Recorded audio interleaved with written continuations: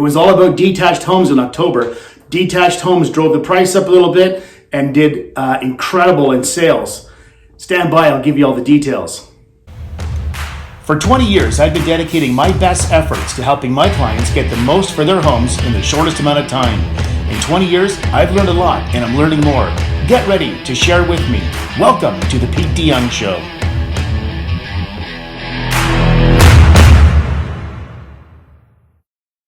Hey, it's Pete DeYoung with RE/MAX for a bit of a Calgary real estate market update for October of 2020, our favorite year to date so far. Can we all agree on that? So here's what's going on. The prices have been basically pretty stable across the city. You're seeing prices go up 1 or 2% depending on which area of the city you're in and that kind of thing. But in general, prices have stayed pretty much where they are over the course of the last year or so. What you are seeing is detached homes are really starting to drive this market. So detached homes are up 35% over last year. When you start getting into semi-detached homes, the prices, those numbers come down a little bit. Apartments have gone down quite dramatically, actually. So most of the market is up from last year. Most of the market, you're going to see increases over last year from 35, 25, 20%, depending on which market you're in, whether it's residential or residential detached or townhouses or that kind of thing. It's apartments that are still suffering. So residential detached homes sales are up 35% over last year, which is pretty dramatic. And you're seeing an increase in price in those ones too. Additionally, you're seeing month supply come down quite a bit with those ones. I think I got the numbers here in front of me here. In terms of detached homes, you're actually seeing a month supply of only 2.5 months. So with only 2.5 months supply on residential detached homes, I think you're probably going to still see some price increases before things start to level off. As you know though, I've been saying this for a while, is we keep looking good these last few months compared to last year, month over month. But the reality is we're still down year to date. So year to date, as an entire market, we're down 6%. Residential detached, we're only down 4% now compared to last year. Semi-detached, we're down 6%, and row houses, we're down 2%. Apartments were down 50% year to date compared to last year. So again, what you're seeing is we had a very, very bad or very, very tiny spring market. It was pretty much non-existent. Everyone was sitting around wondering what COVID's going to mean to the world. As things started to level off, as the lights came back on the economy, we're starting to see some really good increases over last year. But keep in mind, year to date, we're still down 6% from last year. So we've still got some ground to make up to get up to the point where we're matching the two worst years in Calgary Real Estate Board history, 2018 and 2019. So we're still not as good as we were during the two worst years. But, month over month, we're getting closer to matching how we finished those 2 years. And time will tell if we can get as good as the two worst years in Calgary Real Estate Board history. My fear has always been this, and I've been repeating this month after month, and I don't know this for sure. I don't have a crystal ball. The future in Calgary is always hard to predict, whether you're predicting the weather or the economy. There's just too many factors and too many variables.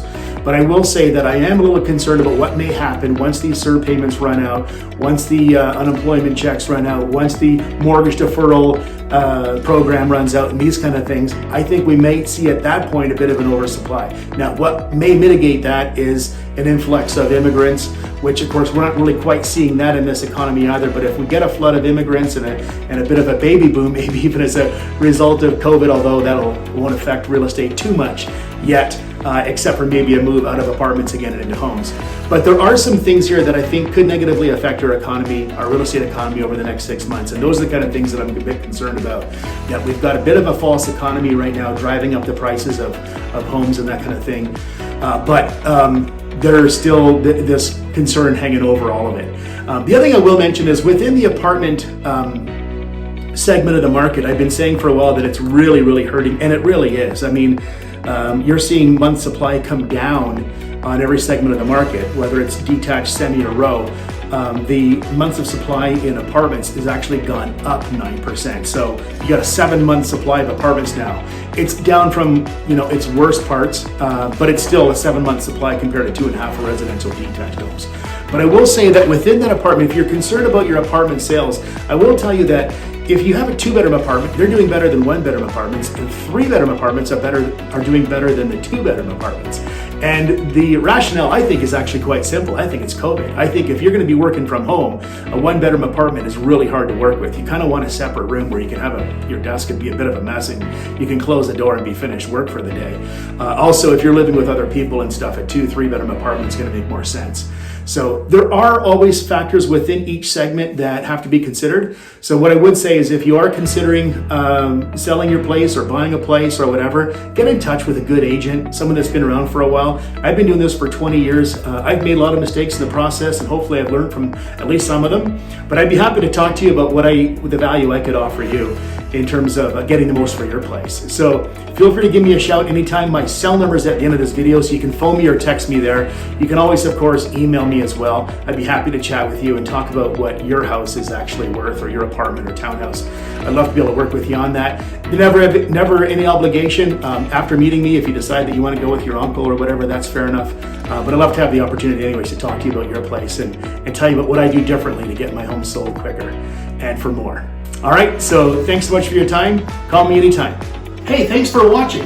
If you'd like to subscribe, click here. If you have any other questions or would like some more information from me, comment down below or text me at the number at the end of this video.